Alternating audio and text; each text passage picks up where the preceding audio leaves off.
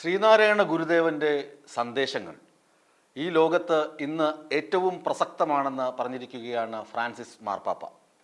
ശിവഗിരി മഠം വത്തിക്കാനിൽ സംഘടിപ്പിച്ച സർവമത പാർലമെന്റിൽ അനുഗ്രഹ പ്രഭാഷണം നടത്തുകയായിരുന്നു മാർപ്പാപ്പ. ശ്രീനാരായണ ഗുരുദേവന്റെ സന്ദേശങ്ങൾ ഈ കാലിക ലോകത്ത് എങ്ങും യുദ്ധം, അരക്ഷിതാവസ്ഥ, മതം, വംശം, നിറം, ഭാഷ ഇതൊക്കെ മൂലം പലയിടങ്ങളിലും നിരന്തരം സംഘർഷങ്ങൾ ഉണ്ടാകുന്നു.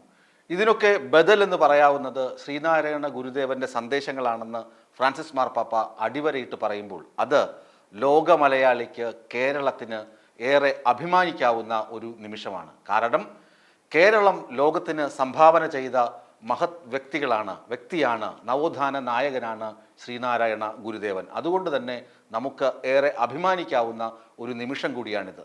ലോകത്ത് ഇന്ന് നിലനിൽക്കുന്ന എല്ലാ പ്രശ്നങ്ങൾക്കും അടിസ്ഥാന കാരണം വംശവും മതവുമാണ്. പല മതങ്ങളുണ്ട്, പല വംശങ്ങളുണ്ട്, പല നിറങ്ങളുണ്ട്, പല ഭാഷകളുണ്ട്. ശ്രീനാരായണ ഗുരുദേവന്റെ സന്ദേശമനുസരിച്ച് ഇതെല്ലാം വ്യത്യസ്തമായ ആശയങ്ങളും വ്യത്യസ്തമായ സാംസ്കാരിക പാരമ്പര്യങ്ങളുമാണ് ഉൾക്കൊള്ളുന്നതെങ്കിലും ഒരേ കുടുംബത്തിലെ അംഗങ്ങളാണ് എന്ന ഒരു സന്ദേശമാണ് ഗുരുദേവൻ ലോകത്തിന് നൽകിയിട്ടുള്ളത്. ജാതിഭേദം, മതദ്വേഷം ഏതുമില്ലാതെ സർവരും സോദരത്വേന വാഴും മാതൃകാസ്ഥാനമാണത് എന്ന് പറയുമ്പോൾ മതാതീതമായ ഒരു ആത്മീയ സന്ദേശം ഗുരുദേവൻ ലോകത്തിന് നൽകിയിട്ടുണ്ട്. അത് തിരിച്ചറിയപ്പെടുക എന്ന് പറയുന്നത്, ലോകരാഷ്ട്രങ്ങൾ തിരിച്ചറിഞ്ഞ് ആ മൂല്യം ഉൾക്കൊണ്ട് പ്രവർത്തിക്കുക എന്ന് വത്തിക്കാനിൽ മാർപ്പാപ്പ പ്രഖ്യാപിക്കുമ്പോൾ, അനുഗ്രഹ പ്രഭാഷണത്തിൽ പറയുമ്പോൾ അത് ലോക സമാധാനത്തിന് നൽകുന്ന വലിയ സന്ദേശം കൂടിയാണ്. ലോകസമാധാനത്തിന് ഗുരുദേവന്റെ സന്ദേശങ്ങൾ ഏറ്റവും അനുയോജ്യമാണ്. അത് പ്രാവർത്തികമാക്കിയാൽ ലോകത്ത് സമാധാനം പുനഃസ്ഥാപിക്കപ്പെടും, ലോകത്ത് സമാധാനം വരും എന്ന് മാർപ്പാപ്പ പറയുമ്പോൾ ഞാൻ നേരത്തെ സൂചിപ്പിച്ചതുപോലെ ഏറെ അഭിമാനകരമാണ്. ജനങ്ങളുടെ സാമൂഹികവും മതപരവുമായ ഉന്നമനത്തിനാണ് ഗുരുദേവൻ ഏറ്റവും അധികം പ്രാധാന്യം കൽപ്പിച്ചിരുന്നത്. സാമൂഹികവും മതപരവുമായ ഉന്നമനം, മതങ്ങൾ പലതാണെങ്കിലും സാമൂഹികവും മതപരവുമായ ഉന്നമനത്തിന് ജനങ്ങളെ അഭിസംബോധന ചെയ്യുകയും ജനങ്ങളെ പ്രാപ്തരാക്കുകയും ചെയ്യുന്ന സന്ദേശങ്ങളാണ്, വചനങ്ങളാണ് ഗുരുദേവൻ ലോകത്തോട് പങ്കുവച്ചിരുന്നത്. അദ്ദേഹത്തിൻ്റെ എഴുത്തുകളും പ്രഭാഷണങ്ങളും ഒക്കെ തന്നെ ആ മൂല്യത്തിൽ അധിഷ്ഠിതമായിരുന്നു.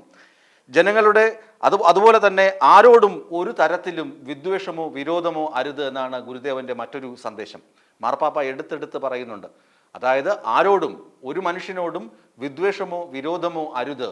അതുപോലെ തന്നെ ഖേദകരമാണ് മതം, വംശം, നിറം, ഭാഷ ഇതൊക്കെ സംഘർഷത്തിന് കാരണമാകുന്നു. വിഭാഗീയ ചിന്തകൾ ഒഴിവാക്കിയാൽ ഇത്തരം പ്രശ്നങ്ങൾ ഒഴിവാകുമെന്ന് ഗുരുദേവൻ നേരത്തെ തന്നെ പറഞ്ഞു വെച്ചിട്ടുണ്ട്. അദ്വൈതാശ്രമത്തിൽ വർഷങ്ങൾക്ക് മുമ്പ്, 100 വർഷങ്ങൾക്ക് മുമ്പ് അദ്ദേഹം സംഘടിപ്പിച്ച സർവമത പാർലമെന്റിൻ്റെ ഒരു പതിപ്പായിരുന്നു വത്തിക്കാനിൽ ശിവഗിരി മഠം സംഘടിപ്പിച്ചത്. ലോകരാഷ്ട്രങ്ങളിൽ നിന്ന് 180ഓളം പ്രതിനിധികളും അതുപോലെ തന്നെ മറ്റ് ആളുകൾ, ആശംസ അർപ്പിക്കാനെത്തുന്ന ആളുകളും ഉൾപ്പെടെ ഏകദേശം 200 പേരാണ് സർവമത സമ്മേളനത്തിൽ പങ്കെടുക്കുന്നത്.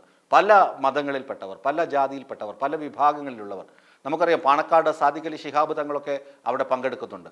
അതുപോലെ MLA ചാണ്ടി ഉമ്മൻ അവിടെ പങ്കെടുക്കുന്നുണ്ട്.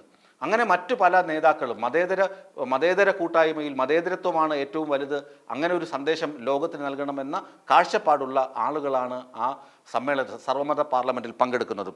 ശ്രീനാരായണ ഗുരു ആലുവ അദ്വൈതാശ്രമത്തിൽ സംഘടിപ്പിച്ച സർവമത സമ്മേളന ശതാബ്ദി ആഘോഷങ്ങളും വത്തിക്കാൻ സ്ക്വയറിലെ അഗസ്റ്റീരിയൻ ഹാളിലാണ് നടന്നത്. അഗസ്റ്റീരിയൻ ഹാളിലാണ് മാർപ്പാപ്പ എത്തി അനുഗ്രഹ പ്രഭാഷണം നൽകിയത്. അതുപോലെ തന്നെ മറ്റൊരു കാരണം, ഈ വിഭാഗീയത, നല്ല മനുഷ്യനാകാൻ മനുഷ്യൻ്റെ മനസ്സിൽ നിന്ന് വിഭാഗീയതയും വിരോധവും മാറ്റണം. നല്ല മനുഷ്യനായിരിക്കണം, അതാണ് അത്യാവശ്യം. അതിന് ഗുരുദേവന്റെ സന്ദേശങ്ങൾ ഏറ്റവും ഗുണകരമാകുമെന്ന് മാർപ്പാപ്പ പറഞ്ഞു വെക്കുമ്പോൾ ഞാൻ ആദ്യം സൂചിപ്പിച്ചതുപോലെ അത് നമ്മുടെ സംസ്കാരത്തിനും കേരളത്തിനും ഇന്ത്യക്കും ലോക മലയാളിക്കുമൊക്കെ കിട്ടുന്ന ഏറ്റവും വലിയ അഭിമാനകരമായ നിമിഷം തന്നെയാണ്. ഗുരുദേവന്റെ സന്ദേശങ്ങൾ മാർപ്പാപ്പ ഏറ്റുപറയുമ്പോൾ അത് ലോക മലയാളിക്ക് അഭിമാന നിമിഷം തന്നെയാണ്.